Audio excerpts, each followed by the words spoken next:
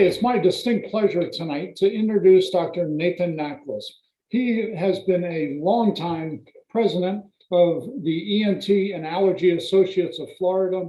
He's the president of the Network of Florida Otolaryngologists and the past president of the Florida Society of Facial, Plastic, and Reconstructive Surgery. Dr. Nachlas, I'm so pleased to be talking with you tonight because I know how excited you are about the upcoming Florida Combined Otolaryngology meeting and the 25th annual, I might add. So tell us in your words why you're so excited about this upcoming meeting, please. Well, thank you, Matt, and thanks for having me on your podcast.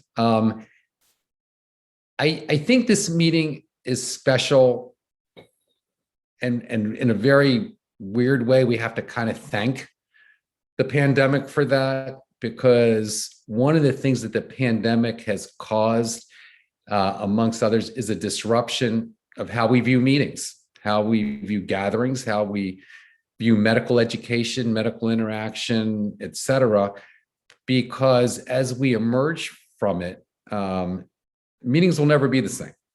The interaction will never be the same. The thought process of what to do when we get together and how to handle crowds will never be the same.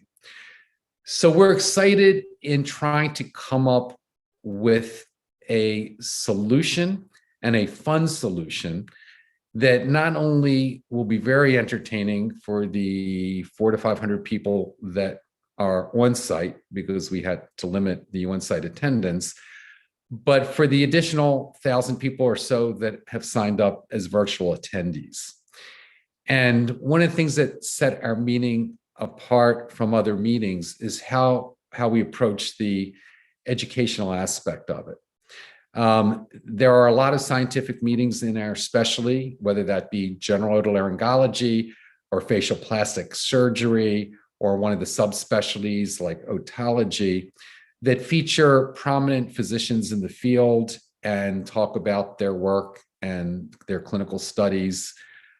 This meeting is very different.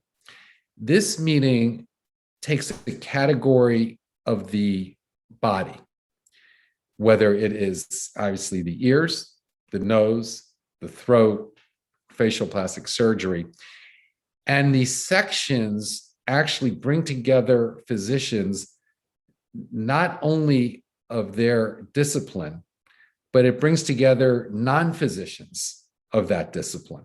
In the area of the ear, we not only have national leaders in otology, ear surgery, forward-thinking neurootologists, but we also have the leaders from the industry that provide the tools for otologists to do their surgery and to do their evaluations.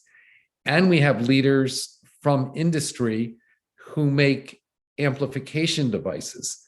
What is their thinking? Where do they see the field 5 years from now, 10 years from now?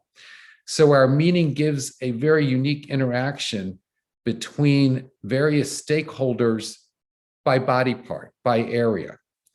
In my personal area of rhinology, we have not only the leading rhinologists in the country coming to share their views and their medical experience, but we have those companies from Medtronic to Johnson & Johnson, Stryker, Aaron's Medical, and the list goes on, of their CEOs and chief medical officers and engineers coming to interact with all of our registrants as to what are the engineering challenges?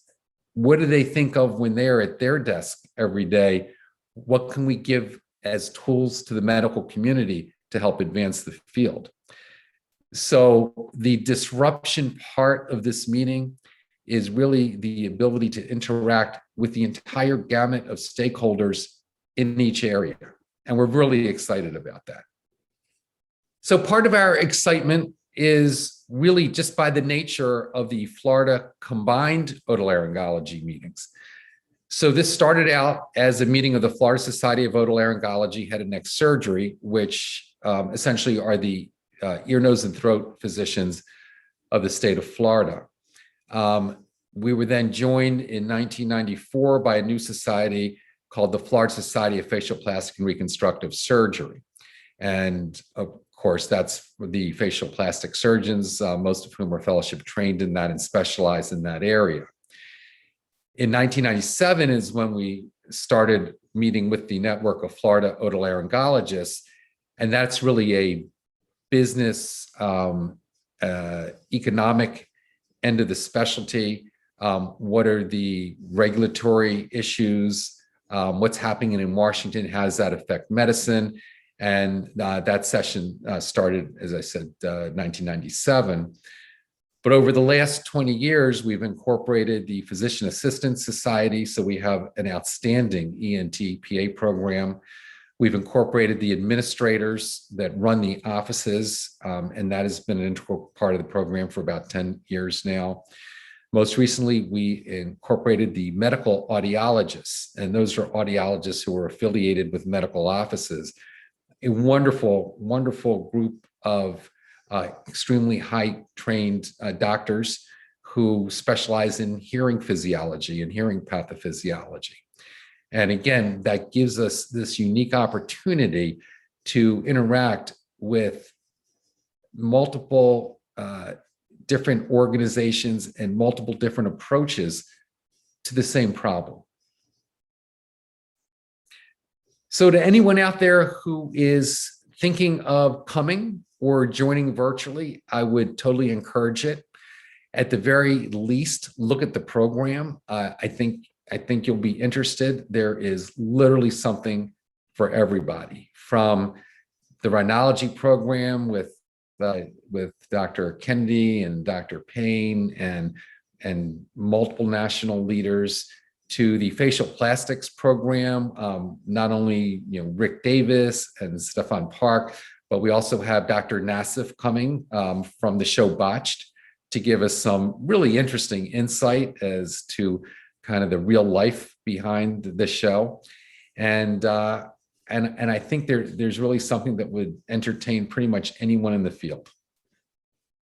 Dr. Nachlas, I speak for many, many in the community and in the otolaryngology world that just want to thank you for all of your involvement. You've been so incredibly key for the success of so many folks in the state of Florida and in the nation, that I certainly want to send my sincere gratitude for many of us. Thank you.